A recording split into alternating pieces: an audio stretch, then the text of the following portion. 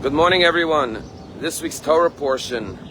After Jacob makes peace with his brothers, it says he went to a place where he built a home for himself and his family.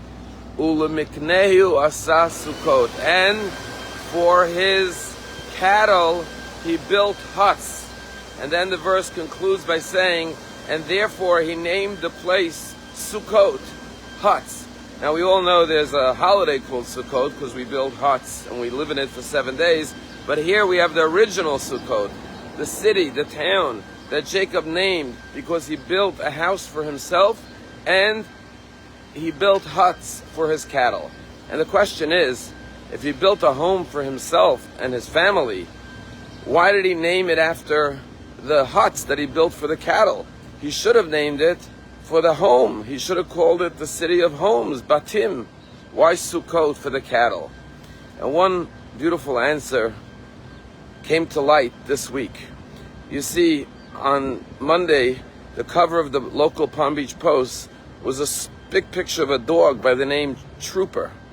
And this dog became famous in Florida because during Hurricane Milton in October, this dog, when there was a Hurricane 4 coming, up north in Florida, was found chained to a fence. The owner abandoned it to flee from the hurricane and left the dog chained to a fence.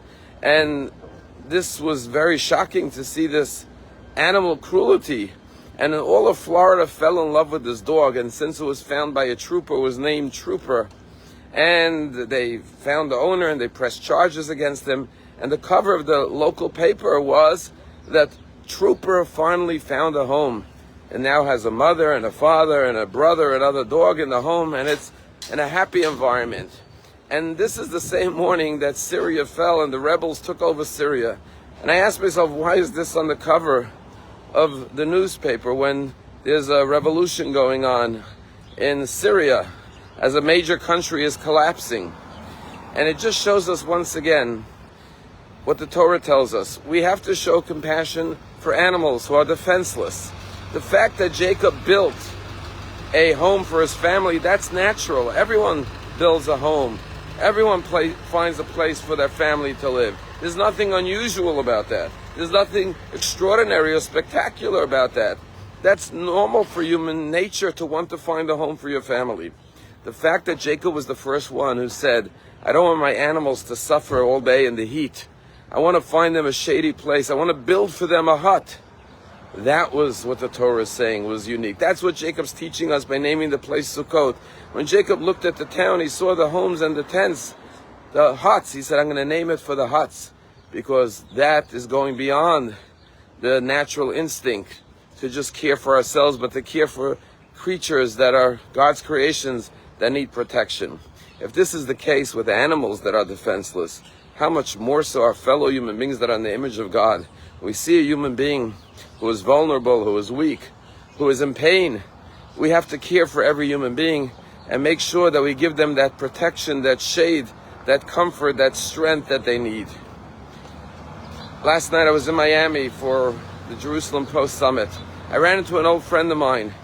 I haven't seen him many years.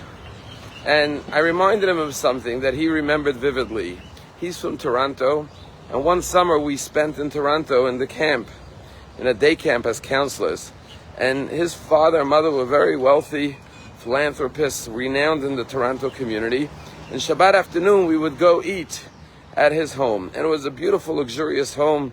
They had a whole kitchen staff and servants, waiters who would serve beautiful food on beautiful china. The table was set every Shabbat like royalty. But I had this one vivid memory that I reminded him, and he said, yes, I remember this very vividly.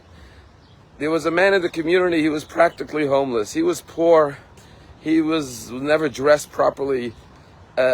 He sometimes had a little bit, unfortunately, of an odor because he hadn't showered in days. And his father would bring him home every Shabbat to eat the lunch meal at his home. But what stood out in my memory was that he didn't just put him at the end of the table. He sat him right up front next to him. He gave him the head seat in the house. He would treat him with the greatest honor, giving him food and drink and taking care of him and giving him that prestigious seat at the table. And I remember once sitting near, not too far from him, and frankly, it was hard to eat because this man hadn't showered in days. But the father sat at the head of the table with the biggest smile as he treated him like a royal guest. And I said to his son, his father has now passed away, I said, I'll never forget that. That was such an impression on me as a teenager when I saw the way your father treated this person with so much respect and so much love, and like an honored guest, because he was an honored guest to him.